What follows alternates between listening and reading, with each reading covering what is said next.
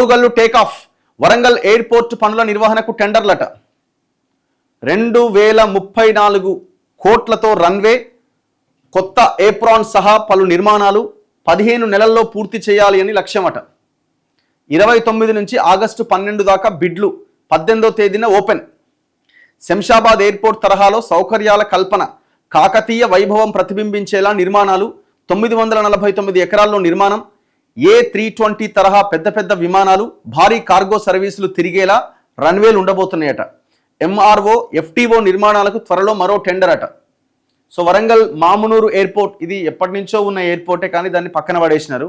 So ఆ ఎయిర్పోర్ట్ని మళ్ళీ విస్తరించబోతున్నారు, కొత్తగా కట్టబోతున్నారు.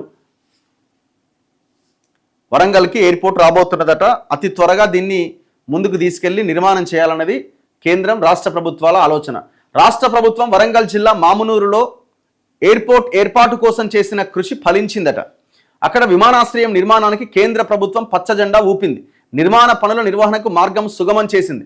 రన్వే పునర్నిర్మాణం, కొత్త ఏప్రాన్ లింక్ టాక్సీవే అట, isolation bay, perimeter road, emergency access road తదితరాల నిర్మాణాల కోసం 2034 కోట్ల అంచనా వ్యయంతో ఎయిర్పోర్ట్ అథారిటీ ఆఫ్ ఇండియా టెండర్లు ఆహ్వానించిందట. ఈ పనులు 15 నెలల్లోగా కంప్లీట్ చేయాలన్నట, 15 మంత్స్లోగా. అందుకు తగ్గట్టుగానే ఏఐ కూడా టెండర్ పనుల పూర్తికి, అంటే ఎయిర్పోర్ట్ అథారిటీ ఆఫ్ ఇండియా కూడా టెండర్ పనుల పూర్తికి తేదీలు ఖరారు చేసిందట. దాని ప్రకారం అంటే ఒక డెడ్ లైన్ పెట్టుకున్నారు. ఈ నెల 23వ తేదీన ప్రీ బిడ్ సమావేశాన్ని వరంగల్ విమానాశ్రయ ప్రాంగణంలో ఏర్పాటు చేసిరట. జూలై 29 నుంచి ఆగస్టు 12వ తేదీ వరకు ఈ బిడ్ దాఖలకు అవకాశం కల్పించారు. ఆగస్టు 18వ తేదీన బిడ్ ఓపెన్ చేయబోతున్నారు. సెప్టెంబర్ 7వ తేదీన ఫైనాన్షియల్ బిడ్ను తెరవబోతున్నారు. ఆ టెండర్ నోట్లో ఉన్నది ఇదంతా. ఈ టెండర్లో పాల్గొనే సంస్థలు 6,10,00,000 ఎర్నెస్ట్ మనీ డిపాజిట్ చేయాలన్నట.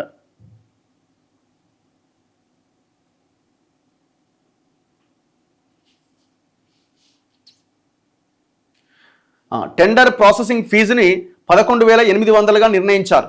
టెండర్ వేసే సంస్థలకు గతంలో విమానాశ్రయాలు నిర్మించిన 4 లేన్లకు పైబడ్డ జాతీయ రహదారులు లేదా ఎక్స్ప్రెస్ వేల్లో భారీ పేమెంట్ పనులు చేసిన అనుభవం ఉండాలని నిబంధన విధించారు. సో అట్లాంటి కంపెనీలే ఎంటర్ కావాలి.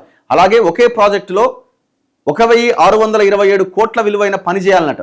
2 ప్రాజెక్టుల్లో కలిపి 1,017 కోట్ల చొప్పున లేదా 3 ప్రాజెక్టుల్లో కలిపి 813 కోట్ల చొప్పున పనులు పూర్తి చేసి ఉండాలన్నట.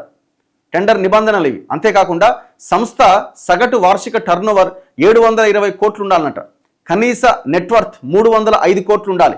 భారీ నిర్మాణ పనులు చేసిన అనుభవం వంటి ఆర్థిక సాంకేతిక ప్రమాణాలు తప్పనిసరి. ఆయా సంస్థల టెక్నికల్ సామర్థ్యం, గత ప్రాజెక్టుల నాణ్యత, సమయానికి పనులు పూర్తి చేసిన హిస్టరీ, ఆర్థిక బలం ఆధారంగా మార్కులు కేటాయించి అర్హత పొందిన సంస్థల ఫైనాన్షియల్ బిడ్లను మాత్రమే తెరవబోతున్నారు. మొత్తం 100 మార్కుల మూల్యాంకన విధానాన్ని అమలు చేస్తామని టెండర్ నోట్లో పేర్కొన్నారు. అయితే maintenance, repair and overhaul, flying training organisation సహా మరికొన్ని నిర్మాణాలకు త్వరలో మరో టెండర్ ఆహ్వానిస్తారట. సో ఇట్లా ఎయిర్పోర్ట్ విమానానికి తొలి అడుగు పడబోతున్నది. అయితే ఈ ఎయిర్పోర్ట్ని, మామునూరు ఎయిర్పోర్ట్ను హైదరాబాద్లోని శంషాబాద్ అంతర్జాతీయ విమానాశ్రయం తరహాలో అభివృద్ధి చేయబోతున్నారట. ఎయిర్ బస్ 320 లాంటి పెద్ద పెద్ద విమానాలు, పెద్ద కార్గో విమానాలు దిగేలా 2,800 మీటర్ల పొడవు, 75 మీటర్ల వెడల్పుతో రన్వే నిర్మించబోతున్నారు. దీన్ని భవిష్యత్తులో అంతర్జాతీయ విమానాశ్రయంగాను మార్చబోతున్నందున నిర్మాణం కోసం 949 ఎకరాలు కేటాయించినట్లు అధికారిక వర్గాలు తెలిపాయి. ఇక విమానాశ్రయ నిర్మాణం కాకతీయ వైభవాన్ని ప్రతిబింబించేలా ఉండాలని ముఖ్యమంత్రి రేవంత్ రెడ్డి విజ్ఞప్తి చేయగా కేంద్రం అందుకు సుముఖత వ్యక్తం చేసిందట. ఈ విమానాశ్రయం పనులు పూర్తయితే ఉత్తర తెలంగాణకు వైమానిక అనుసంధానం మెరుగుపడడంతో పాటు పారిశ్రామిక, ఐటీ, పర్యాటక రంగాలకు ఊతం లభించే అవకాశం ఉంది. అయితే ఎయిర్పోర్ట్ పాతదే. 1930లోనే వరంగల్లో ఎయిర్పోర్ట్ ఉంది. మామునూరులో ఎయిర్పోర్ట్ 1930లో నిజాం హయాంలోనే ఏర్పాటైంది. వివిధ కారణాలతో 1980లో మూతపడ్డది. ఎయిర్పోర్ట్ కోసం నిజాం కాలంలోనే 1,875 ఎకరాల భూమిని కేటాయించారు.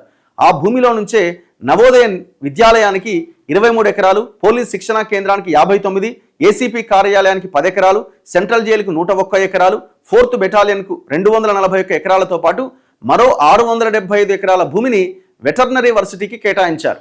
ఏదంతా ఎయిర్పోర్ట్ ల్యాండ్ అది. దాంతో ఎయిర్పోర్ట్ అథారిటీ ఆఫ్ ఇండియా పరిధిలో 696 ఎకరాల భూమి మాత్రమే మిగిలి ఉన్నది. ఇప్పుడు ఎయిర్పోర్ట్కు అదనంగా మరో 253 ఎకరాల భూమి కావాలని ఏఐ కోరడంతో ప్రభుత్వం ఆ భూముల సేకరణకు నిధులు కూడా మంజూరు చేసింది. సో ఇది త్వరితగతిన అయిపోతున్నది. దీని నిర్మాణం చేయడానికి కేంద్ర రాష్ట్ర ప్రభుత్వాలు అడుగైతే వేస్తున్నాయి.